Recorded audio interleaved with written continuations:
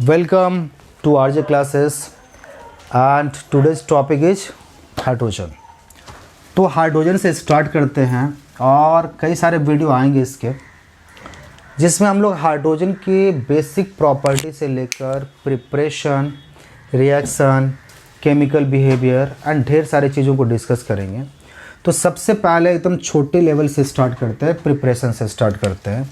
तो आज का जो अपना वीडियो होगा that is about the preparation of hydrogen. और ये प्रिपरेशन हम लैब प्रिपरेशन की बात नहीं कर रहे हैं, कैसे प्रिपेयर कर रहे हैं, उसमें लैब भी इंक्लूडेड होगा। हाँ, एक प्रॉब्लम जो आप लोग को फेस करना होता है कि वीडियो का रिजोल्यूशन थोड़ा सा आपको देखने में प्रॉब्लम होती है। वीडियो का रिजोल्यूशन हाई कर लेना, 720 पर डाल लेना, थोड़ा सा नेट ज़्यादा कंज्यूम होगा बट प्रॉपर दिखेगा। जब तक प्रॉपर सेटअप नहीं आ जाता अपना तब तक थोड़ा सा हेल्प करना आप लोग।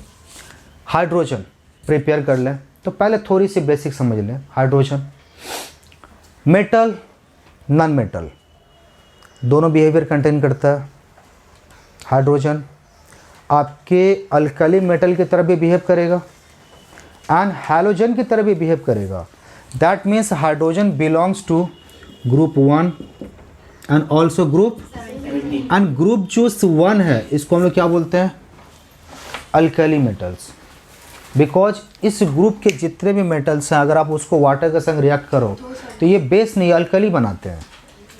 तो ये group 1 that means alkali group से ही बिलोंग कर रहा है। And group 17 having the 7 electron in the valence shell. Group 17 मतलब कितने इलेक्ट्रॉन लास्ट सेल में है। और ऐसा कोई भी एलिमेंट जिसके लास्ट सेल में अगर 7 इलेक्ट्रॉन है उसको आप क्या बताते हो, हैलोजन। क्या बताते हो उसको। तो ये हैलोजन ग्रुप से भी बिलोंग कर रहा है और ग्रुप 1 से ही बिलोंग कर रहा है। तो पहले प्रिपरेशन की बात कर लें। अच्छा, प्रिपरेशन में देखो किसके संग हम लोग प्रिपरेशन करने वाले हैं।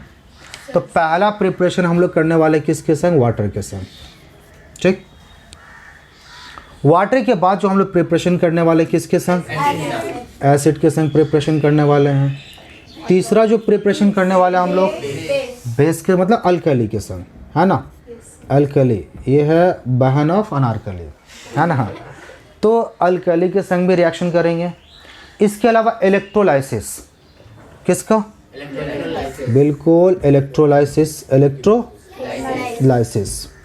एंड आप लास्ट जो आप बता रहे हो है ना, वाटर गैस। वाटर गैस के थ्रू भी क्या करेंगे, प्रिपेयर करेंगे। ठीक है, तो पहला प्रिपरेशन देख लें किसके थ्रू,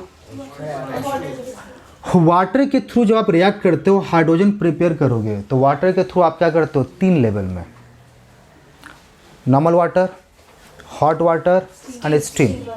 3 लेवल आप पहले डिसाइड करो। पहला क्या बता रहे हो आप, नॉर्मल वाटर। दूसरा आप क्या बता रहे हो, हॉट वाटर के संग मुश्किल से मैग्नीशियम रिएक्ट करेगा। मैग्नीशियम कैपेसिटी क्या है, दोनों के संग रिएक्ट करता है, हॉट वाटर भी और स्टीम के संग भी, not cold water, hot water. और तीसरा आप किसके संग रिएक्ट कर रहे हो, बिल्कुल स्टीम के संग। अच्छा, अब बोलोगे सर यहाँ जो ये 3 लेवल आपने डिसाइड कर रखा है, तो जनरली जो हम हीट सप्लाई करते हैं किसी भी रिएक्शन के ऊपर, पहले आप समझिए क्यों कर रहे हैं ऐसा। जनरली आप हीट जो सप्लाई करते हो किसी रिएक्शन में क्यों सप्लाई करते हैं, स्पीड अप करने के लिए, रेट को इन्हांस करने के लिए।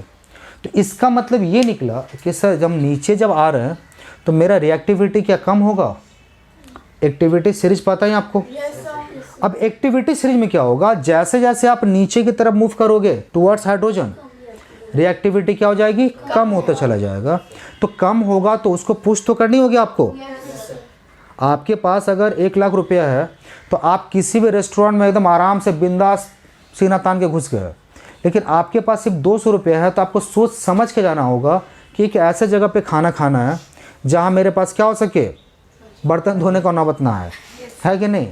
तो यहाँ भी कहानी वही आ रही है कि आप रिएक्शन तो कर रहे हो, आप बोलो सर वाटर के संग हमने मेटल का ही रिएक्शन करना है और ये रिएक्शन 3 लेवल पे आना है, हॉट वाटर के संग, कोल्ड वाटर के संग एंड स्टीम के संग।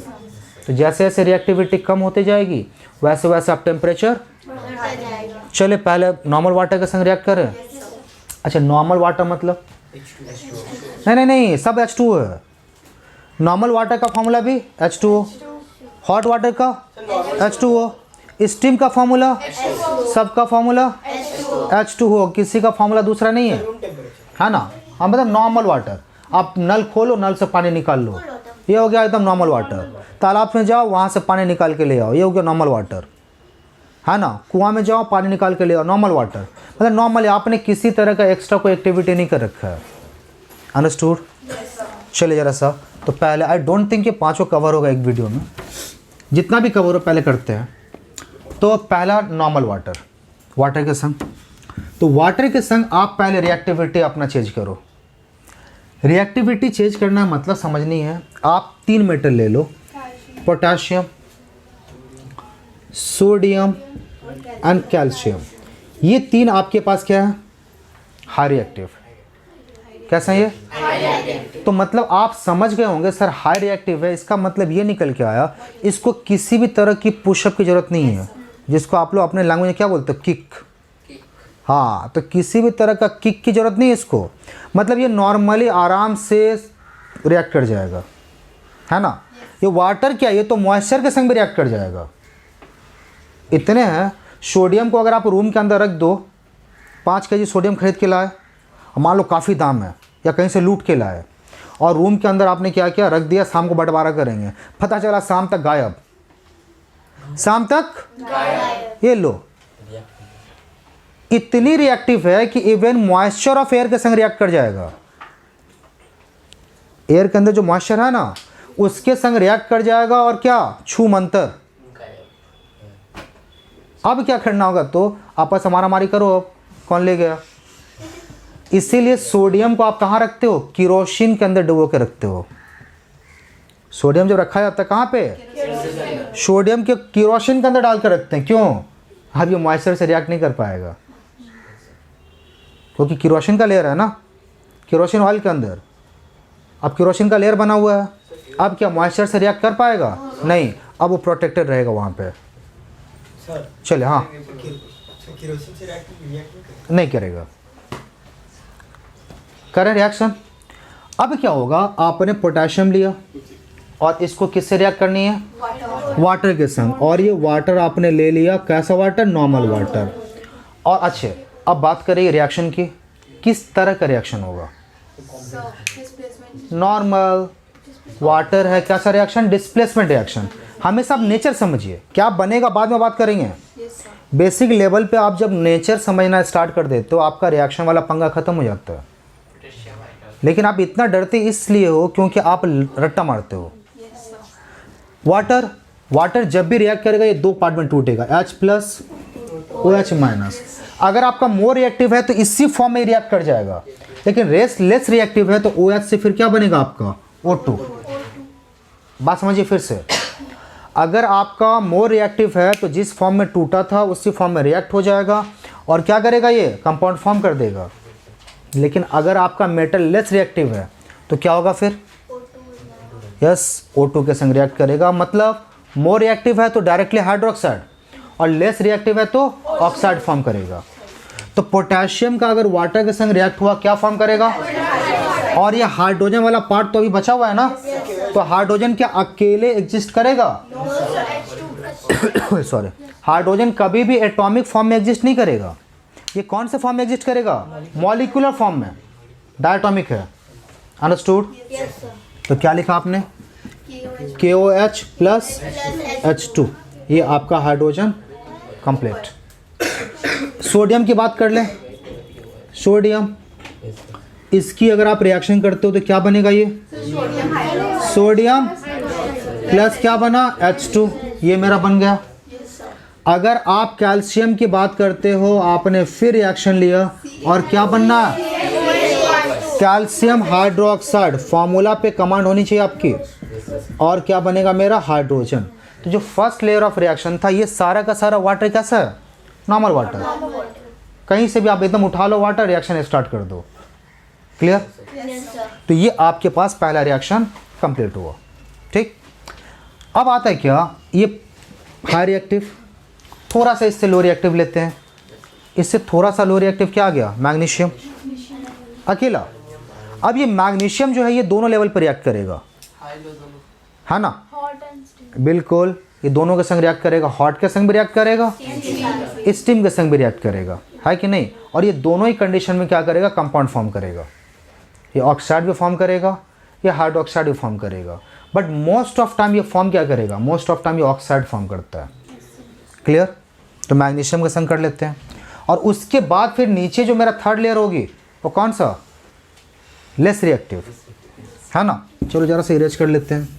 आई थिंक ये पहला करते करते ही मेरा अपना वीडियो कंप्लीट हो जाएगा। इसके बाद फिर नेक्स्ट वीडियो में दूसरा मेथड करेंगे।